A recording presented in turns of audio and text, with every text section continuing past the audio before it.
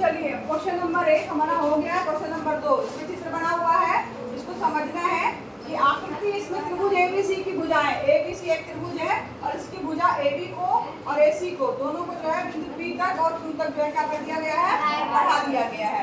साथ ही यहाँ ध्यान दीजिए, साथ ही एंगल पीबीसी यानी ये वाला एंगल जो है, ये वाला एंगल जो है आपका किससे बड़ा है, ये कर लेते, ठीक है। ये वाला एंगल जो है वो किससे बड़ा हुआ है, QCB, ये भी इस एंगल से बड़ा है। PBC ये वाला एंगल इस पे दे रहा है, इससे QCB से बड़ा है। दिख नहीं रहा बड़ा, बट इसमें लिखा हुआ है कि बड़ा है, ठीक है। दर्शाइए कि AC बड़ा है ABC, तो हमें ये दिखाना है कि AC जो है वो AB से, इस भुजा से जो है वो बड़ा है। ये वाली भुजा जो है वो इस भुजा से बड़ी है। तो इसको दिखाने के लिए सबसे पहले क्या करेंगे, जो हमें दिया हुआ है एंगल PBC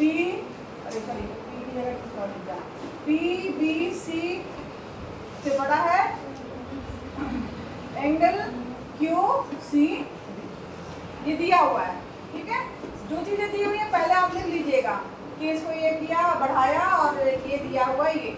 अब यहाँ पर देखो PB ये दिया हुआ है ना, अब ये वाला एंगल इससे बड़ा दे रहा है, प्रश्न में ही दिया है। अब यहाँ पर अगर हम इसको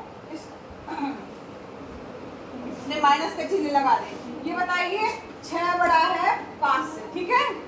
अगर माइनस का चिन्ह लगा दें, -6 बड़ा होगा कि -5 बड़ा होगा, तो जब माइनस का चिन्ह लगाते हैं तो चिन्ह क्या हो जाता है, बदल जाता है ना, मतलब ये छोटा हो जाता है, ये चीज जो है, ये वाला निशान जो है वो चेंज हो जाता है। यही करना है, इसमें माइनस का चिन्ह हम लगाएंगे, -PBC बड़ा हो जाएगा -QCB, ठीक है।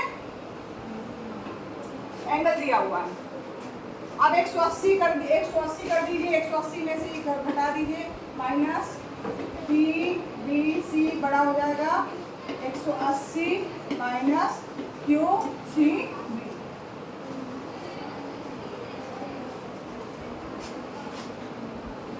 समझ में आ रहा है सबको? हमने क्या किया है, इसमें माइनस का चिन्ह लगा दिया है, नेक्स्ट स्टेप में 180 में से घटा दिया है। ऐसा किया क्यों है, तो ये भी तो हो सकता है कि ऐसा किया कि मैम हमने, तो हमको ये सिद्ध करना कि ये वाली भुजा हमारी बड़ी है, AC बड़ी है AB से, तो इसके लिए हमें सिद्ध करना पड़ेगा कि AC के सामने वाला कोण, यानी ये वाला B वाला कोण बड़ा है किससे, C वाले कोण से। इसके सामने कोण कौन है, ये वाला कोण, ठीक है। ये 1 है, ये 2 है, हमें सिद्ध करना पड़ेगा। अगर AC को हमें बड़ा दिखाना तो हमें सिद्ध करना पड़ेगा कि एंगल 1 जो है एंगल 2 से क्या है, बड़ा है, ये एंगल 1 बड़ा है, ठीक है। तो इसको दिखाने के लिए क्या करेंगे, अब यहाँ पर ध्यान दीजिए, 180 में से PBC घटाइए, PBC ये पूरा कितना है 180, समझ में आ रहा है। 180 में से जब आप इसको घटाएंगे, माइनस करेंगे तो कौन सा वाला बचेगा हमारे पास, एंगल 1 यानी ABC।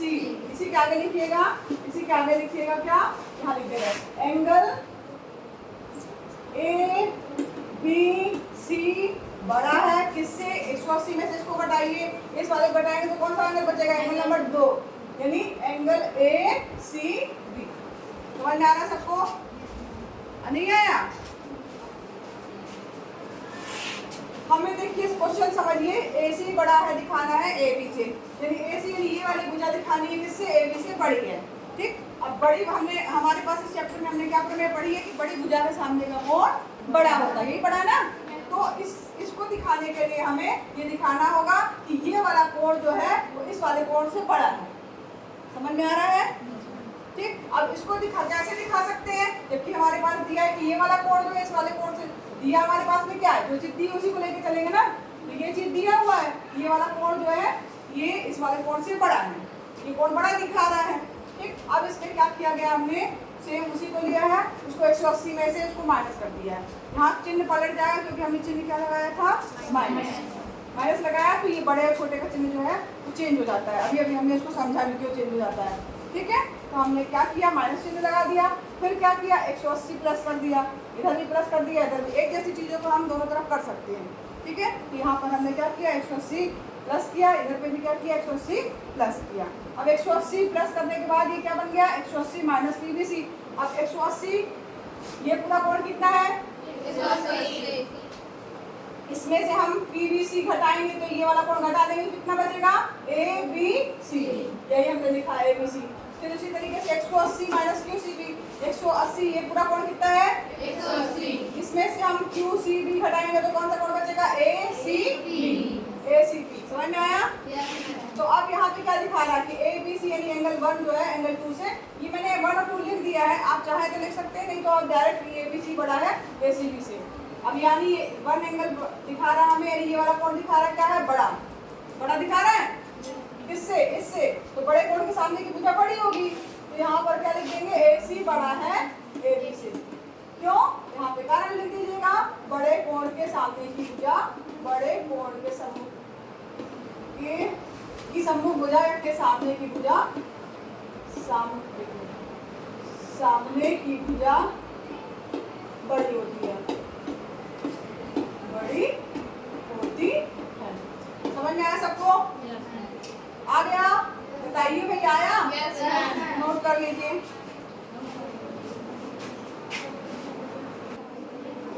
चलिए आगे बढ़ते हैं, इसको शुरू कर लिया सबने? चलिए आगे तीसरा क्वेश्चन है, इसको इसी में समझा दे रहे हैं हम, बहुत आसान है, आप लोग अगर दिमाग लगा के बता सकते हो तो बताइए।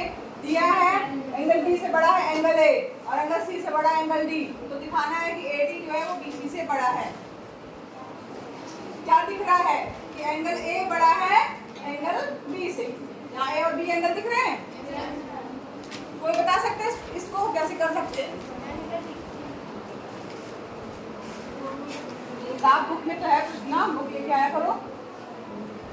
यहाँ ध्यान दीजिए, अच्छा समझ लीजिए, थोड़ा सा दिमाग आप लोग भी लगाया करिए कि कैसे ये हो सकता है। अभी इसमें केवल यही लगेगा, पूरे इस चैप्टर में जो प्रश्न है उसमें यही लगेगा, बड़ी भुजा के सामने का कोण बड़ा होता है, अगर कोण बड़ा है तो उसके सामने वाली भुजा क्या होगी बड़ी होगी।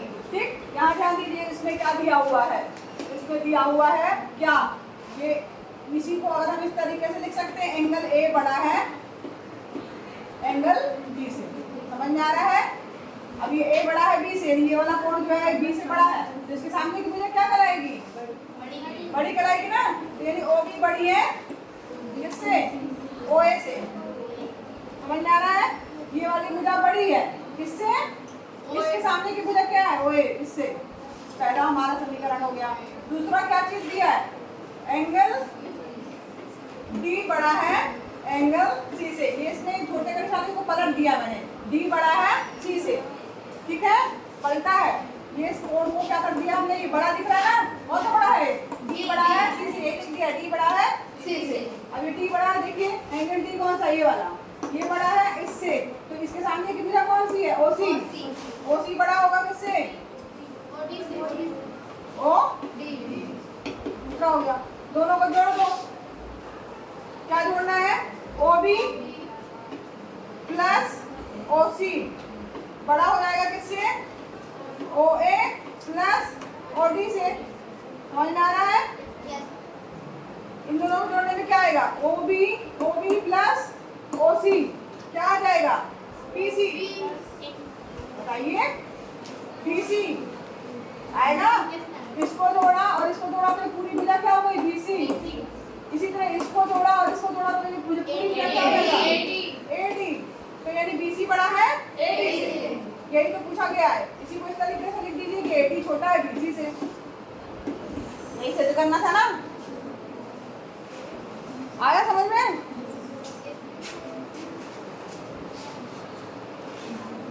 सबको समझ में आ गया? बहुत आसान था, जो कोण दिया उसके सामने की भुजा बड़ी है, अब ये कोण दिया तो ये भुजा बड़ी है, ये कोण दिया तो ये भुजा बड़ी, तो इन दोनों का टोटल कर दिया तो ये दोनों भुजा जो है बड़ी हो जाएगी, ये दोनों भुजा से, ये दोनों के टोटल वाले भुजा से। सवाल लगाएंगे तो तभी बनेगा आपको। अब इसमें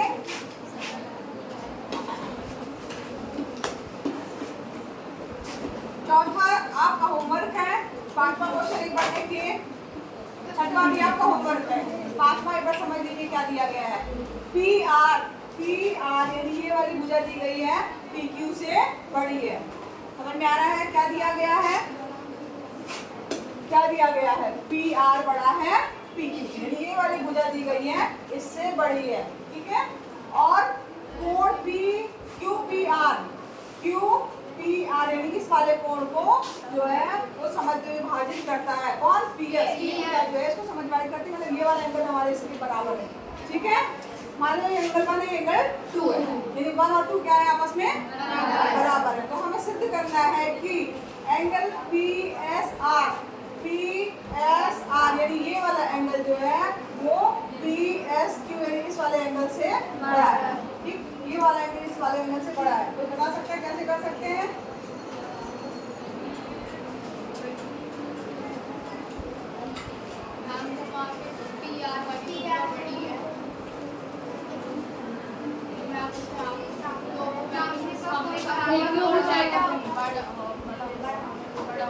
देखो यहाँ दिया है एंगल पी, ये पी आर बड़ा है पी क्यू से दिया है ना, ये दिया है, इसी को मैंने उतार दिया। अब पी आर का क्या मतलब हुआ? ये भुजा जो है वो बड़ी है इस भुजा से, इसके सामने का कोण क्या हो जाएगा? क्या? Angle Q. एंगल क्यू बड़ा हो जाएगा किससे? Angle R. Angle R. ठीक है, समझ में आ रहा है सबको? एंगल क्यू बड़ा हो जाएगा किससे? एंगल आर से। ये वाला क्यू एंगल और ये वाला क्या है? आर एंगल से। अब इन दोनों में जो है वो क्या करिए, जो है एंगल 1 जो है वो जोड़ दीजिए। एंगल क्यू प्लस एंगल 1 बड़ा हो जाएगा एंगल आर प्लस एंगल 1। दोनों में हमने क्या किया है? सुनो तो, ऐसे अलग अलग थोड़ी कोई चीज जोड़ सकते हैं कि एंगल 2 जोड़ दिया, इधर एक जोड़ा, इधर भी हमने क्या किया?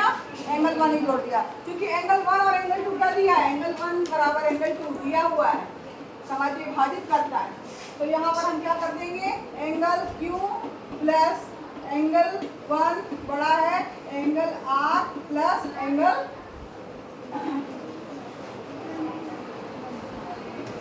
2।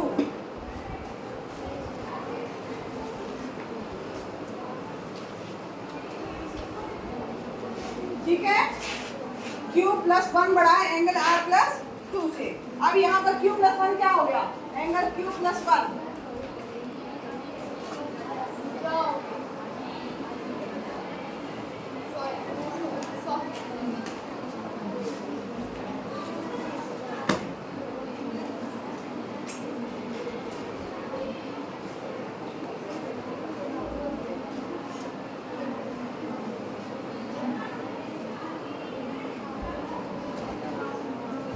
एंगल Q प्लस 1 बड़ा है एंगल R प्लस 2 से।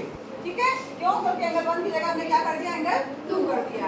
अब Q plus 1 angle Q plus 1 ये दोनों एंगल जो है वो, इन दोनों का योग जो है वो दिया गया है, वो हमेशा क्या होगा? दो भुजाओं के योग जो है, एक भुजाओं का योग फलक तीसरी भुजा से बड़ा होता है। पी एस आर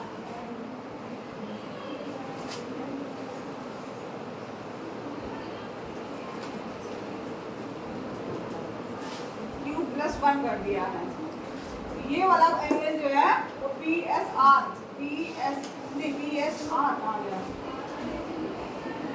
पी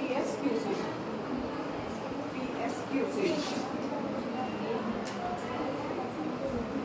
बड़ा है। हाँ, अब यहाँ ध्यान दीजिए, ये हमारा यहाँ तक आ गया। अब देखो ये एंगल 1 है और एंगल ये क्या है? क्यू। ये दोनों का योग जो है इससे बड़ा आ गया। अब यहाँ पर एक प्रमेय होती है कि ये दो त्रिभुज हैं, अगर त्रिभुज को बढ़ाया जाए तो ये वाला कोण, इसको बहिष्कोण कहा जाता है। बहिष्कोण अंदर के दोनों कोणों के योगफल के बराबर होता है। सुना है कभी? बहिष्कोण अंदर के दोनों कोणों के योगफल के बराबर होता है।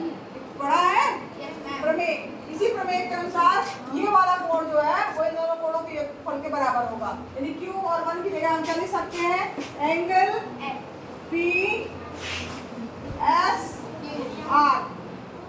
पी एस आर बड़ा है एंगल, अब ये और ये, तो ये कोण जो है, ध्यान दीजिएगा, ये कोण बहिष्कोण है। बहिष्कोण अंदर के दो कोणों के योगफल के बराबर होता है। तो यहाँ पे एंगल 2 प्लस एंगल आर जो है उसकी जगह पे हम क्या लिख सकते हैं? Angle P S R. क्या लिख दीजिएगा? बहिष्कोण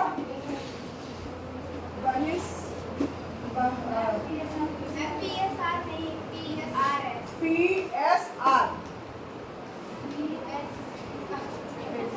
सॉरी 2 क्यों रहेगा पी एस क्यू, हाँ पी एस क्यू, ये पी एस क्यू, ये और ये का योगफल इसके बराबर होगा ना, इस वाले कोण के, पी एस क्यू। यहाँ लिख लीजिएगा बहिष्कोण अंतः कोणों के योगफल के बराबर होता है। लिख लीजिएगा, समझ में आ गया? बहिष्कोण अंदर के दो कोणों के योगफल के बराबर होता है। ठीक है, समझ में आ गया? फिर से समझ लीजिए, जो दिया हुआ है ये इसी को हम लेके चल रहे हैं। बड़ी भुजा के सामने का कोण बड़ा, यानी क्यू वाला कोण जो है बड़ा हो जाएगा एंगल आर से। फिर इसके बाद क्या किया, दोनों में हमने दो एक एंगल जो इसको हमने एक मान लिया, तो इस एंगल को जोड़ दिया है, क्योंकि एंगल 1 और 2 बराबर है, क्योंकि दिया है प्रश्न में कि सममिति विभाजित करता है, तो एंगल 1 की जगह हमने क्या कर दिया, एंगल 2 कर दिया है। अब यहाँ पर इन दोनों कोणों का योगफल ही बहिष्कोण के बराबर होगा, यानी ये वाला कोण हमने लिख दिया है, और इन दोनों कोणों का योग इस योगफल के बराबर होगा, ये वाला जो कोण है। तो यहाँ पर वो वाला कोण लिख दिया, तो यही हमें सिद्ध करना था, यही सिद्ध करना था ना, ये सिद्ध करना था, बहिष्कोण अंतर दो कोणों के योगफल के बराबर होता है। चलिए अब इसका छठवां प्रश्न जो है वो आपका, और चौथा 2 क्वेश्चन जो है आपके होमवर्क है। तो ये 7वीं प्रश्नावली खत्म हुई, त्रिभुज, अब चतुर्भुज पढ़ेंगे। ठीक है।